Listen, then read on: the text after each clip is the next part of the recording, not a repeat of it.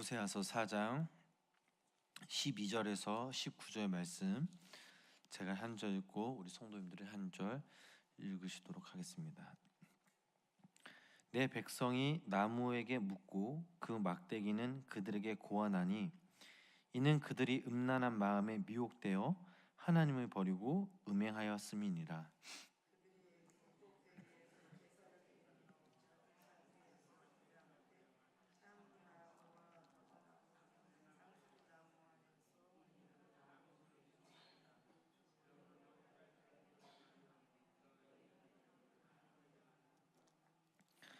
너희 딸들이 음행하며 너희 며느들이 간음하여도 내가 벌하지 아니하리니 이는 남자들도 창기와 함께 나가며 음부와 함께 희생을 드림이니라. 깨닫지 못하는 백성은 망하리라.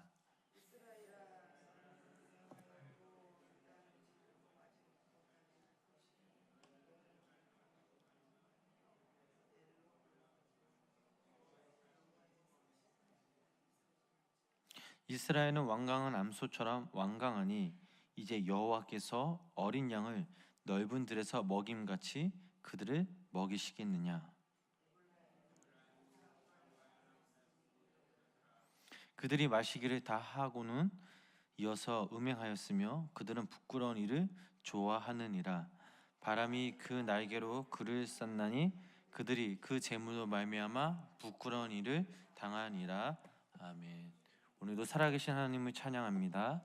오늘 하루도 준 하나님 안에 거하실 때 그분의 은혜를 마음껏 누리는 우리 귀한 성도님들 되시기에 주님의 이름으로 간절히 축원합니다. 지난 시간 함께 나눴던 그 말씀을 되새겨 보자면 하나님께서 그 이스라엘 백성들의 그 실체를 고발하시는 그 내용을 담고 있습니다. 이스라엘 백성들은 아직도 스스로 거룩한 하나님의 백성이라고 믿고 있습니다. 그들의 겉모습은 조금도 변한 것이 없었기 때문입니다. 그들은 여전히 예배를 드리고 기도 생활을 하고 있고 또 살아계신 그 하나님을 높입니다.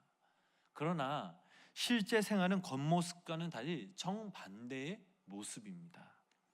그들이 내적인 모습은 가난한 사람들과 별 차이가 없었습니다. 호세아는 이런 충격적인 사실의 모습을 고발하고 있습니다. 우리가 여호수아를 읽어보면 하나님은 여호수아에게 가난한 족속을 멸해야 한다라고 말씀하셨습니다. 왜 그렇습니까?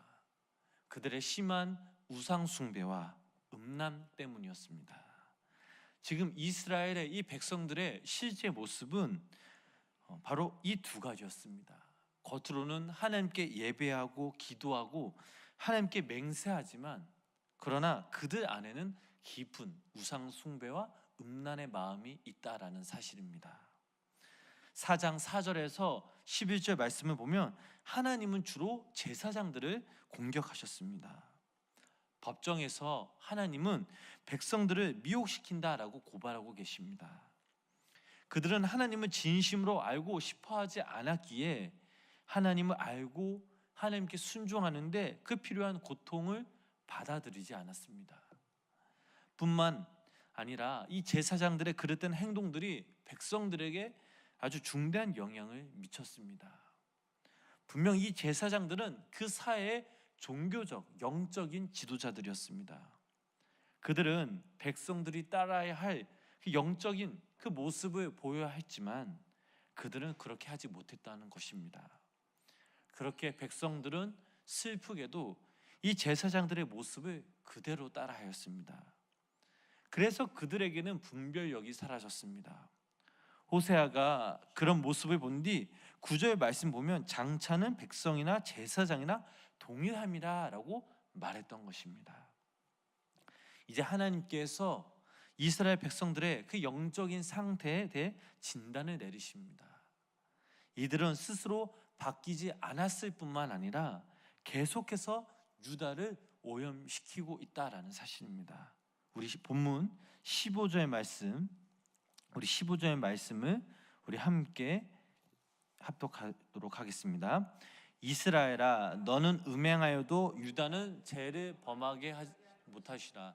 너희는 길갈로 가지 말며 벳 아레몬으로 올라가지 말며 여호와의 사심을 두고 맹세하지 말지어다. 아멘. 하나님은 이스라엘 백성들에게 네가 음행하고 사는 건 좋지만 왜 유다까지 그런 식으로 범죄하게 만드느냐라고 책망하고 계십니다. 길갈과 베델, 이곳은 하나님의 역사가 있었던 아주 유서가 깊은 곳이었습니다. 길갈은 이스라엘 백성들이 처음으로 가나안 땅에 들어왔을 때 하나님께 헌신을 다짐했던 곳입니다. 광야를 걷는 동안 이스라엘 백성들은 할례를 행할 수가 없었습니다. 가나안 땅에 넘어와서 그들에게 가장 꺼림직한 것은 바로 할례를 행하지 않았다라는 사실입니다. 그래서 그들은 적을 앞에 두고 할례를 행했습니다.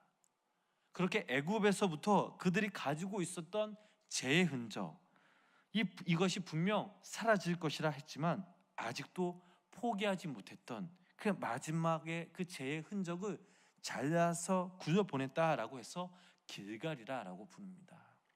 길갈은 히브리 말로 굴러간다라는 뜻입니다.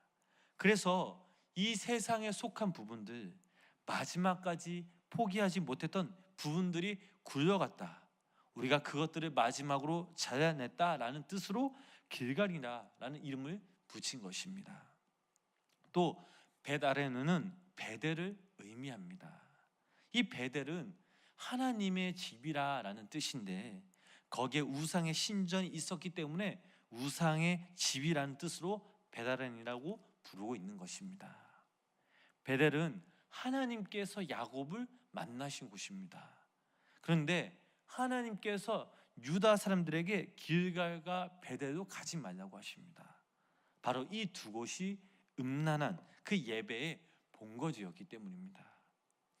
하나님께서는 이스라엘을 살리는 것은 이미 불가능하고 유다에다도 전염되지 않도록 지키라고 하십니다. 하나님이 보시기에 이 죄가 너무나 퍼져 있어 더 이상 손을 쓸 수 없었기에 방치하셨던 것입니다. 우리 16절 말씀, 4장 16절 말씀 함께 읽어보시겠습니다. 이스라엘은 완강한 암소처럼 완강하니 이제 여호와께서 어린 양을 넓은 들에서 먹임같이 그들을 먹이시겠느냐. 아멘. 호세아는 이스라엘 백성들을 완강한 암소처럼 완강하다라고 묘사하고 있습니다. 그들은 다루기 힘들었고 하나님의 법을 따르길 거부했습니다. 모세는 조상들이 광야에서 방랑할 때 바로 이런 일을 했음을 발견하였습니다. 하나님은 모세에게 말씀하셨습니다. 출애굽기 32장 7절부터 9절 말씀을 보면 이런 말씀이 있습니다. 우리 다 같이 함께 읽어보시겠습니다. 여호와께서 모세에게 이르시되 너는 내려가라. 내가 애굽 땅에서 인도하여 내 백성이 부패하였도다. 그들이 내가 그들에게 명령한 길을 속히 떠나 자기를 위하여 송아지를 부어 만들고 그것을 예배하며 그것에게 제물을 드리며 말하기를 이스라엘아 이는 너희를 애굽 땅에서 인도하여 낸 너희 신이라 하였도다. 여호와께서 또 모세에게 이르시되 내가 이 백성을 보니 목이 뻣뻣한 백성이로다. 아멘. 천년 후인 이 호세아 시대에 그들은 여전히 비슷한 행동과 방식으로 살고 있었음을 발견합니다. 하나님의 백성들은 계속해서 이 반역을 저질렀습니다. 그들은 완고하게 고집을 부리며 제멋대로 살았던 것입니다. 본문 16절 말씀에서 하나님이 그 양을 먹이시는 방법이 나옵니다. 그것은 양떼를 몰듯이 넓은 들판에 풀어놓는 것입니다. 양떼들을 자유롭게 풀어놓았다가 한번 가자 하면 다시 싹 몰려듭니다. 물론 양들 중에는 늦게 들어오는 양도 있고 또 안 들어오려는 그 양도 있습니다. 여기서 중요한 것은 결국 그 양들은 다 따라 들어온다라는 사실입니다. 그러나 한 번도 멍에를 맨 적이 없는 이 암소는 어떻습니까? 모든 것이 다 제 멋대로입니다. 아무도 이 암소들을 말지 못합니다. 하나님이 이스라엘 백성들을 먹이시는 방법은 한 명 한 명 강요하다가 위협하다가 그것도 안 되면 끌고 가서 먹이는 그런 방식이 아닙니다. 넓은 들판에 풀어놓고 단 한마디로 이렇게 하는 것입니다. 사랑하는 양들아, 시간이 다 됐다. 우리도 가자. 그러면 그 양들은 그제서야 따라 그 목자를 움직입니다. 목자를 따라 움직입니다. 그런데 여기서 하나님은 이스라엘 백성들을 도저히 먹이지 못하겠다고 하시는 것은 바로 이 말이 통하지 않기 때문입니다. 가자고 해도 안 가고 또 쉬자고 해도 안 쉬는 이 암소처럼 완강하니 어떻게 양들을 먹이시는 방법으로 먹이겠느냐라는 것입니다. 하나님은 이스라엘 백성들을 감당할 자신이 없다라고 말씀하고 계십니다. 17절 말씀을 보면 에브라임이 우상과 연합하였으니 버려두라라고 말씀하고 있습니다. 에브라임은 북쪽 이스라엘의 대표적인 지파입니다. 그래서 이스라엘 전체를 대표하기도 합니다. 그런데 그들이 우상과 연합하였습니다. 그들이 조금이라도 우상과 갈등을 일으키고 조금이라도 의심을 품고 있다면 어떻게 손을 쓰시겠는데, 그러나 그들은 아주 만족한 상태, 전혀 이 어려움을 못 느끼니 하나님도 어찌할 도리가 없었던 것입니다. 사랑하는 성도님 여러분, 이 세상에선 하나님의 말씀을 찾고 말씀을 들으려고 하는 그 사람들은 무언가 분명 내적인 갈등이 있는 사람들입니다. 세상에 적응도 잘 안 되고 집안에 어려움도 있고 회사에서 또 직장에서 뭔가 잘 안 될 때 그 틈 안으로 하나님의 말씀이 파고 들어갑니다. 그러나 이 세상에서 전적으로 만족하는 세상이 너무나 좋고 하루하루가 꿈만 같은 이런 사람들은 솔직히 하나님께 나아가기가 너무나 어렵습니다. 오늘 하나님은 이스라엘 백성들의 이중적인 그 모습을 그대로 드러내셨습니다. 그렇다면 왜 하나님께서 이 말씀을 통해 드러내셨을까요? 바로 그들의 실상을 알아야 하기 때문입니다.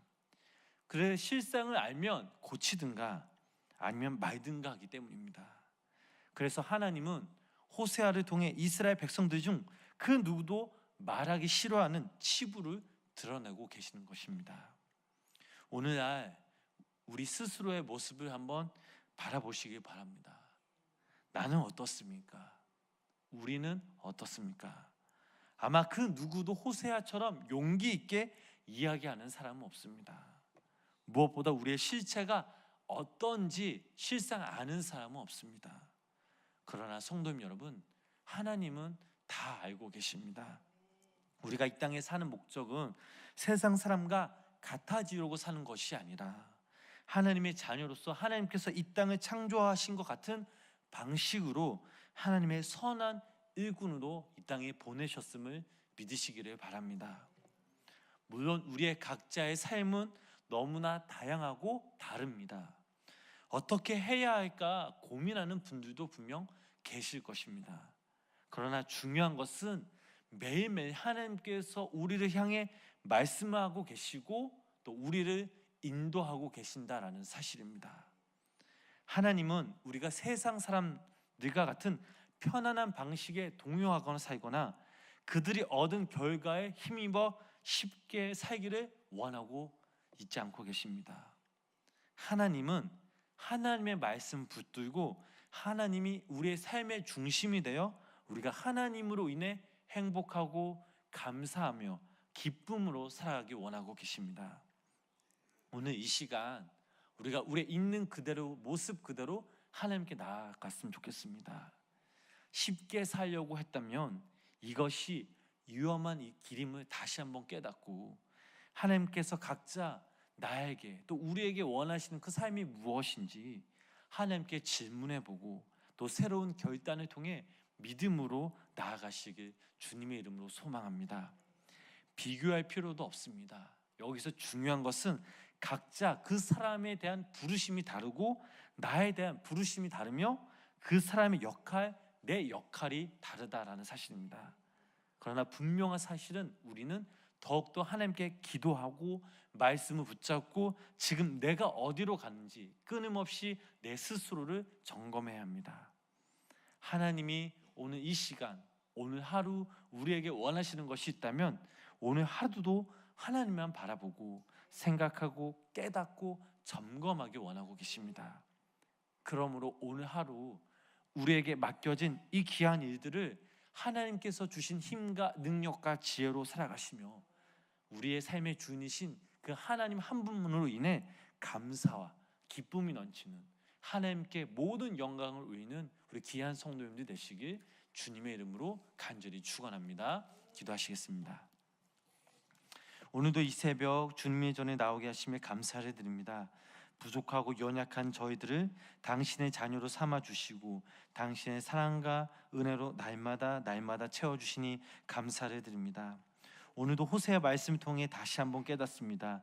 하나님께서는 각 한 사람을 부르신 그 목적과 뜻이 있음을, 또 있는 모습 그대로 우리를 사용한다는 사실을, 그래서 우리 각자 그 하나님의 부르심에 쓰임 받도록 우리가 더욱더 주님께 나아가며 헌신하는 우리 성도님들이 되게 하여 주시옵소서.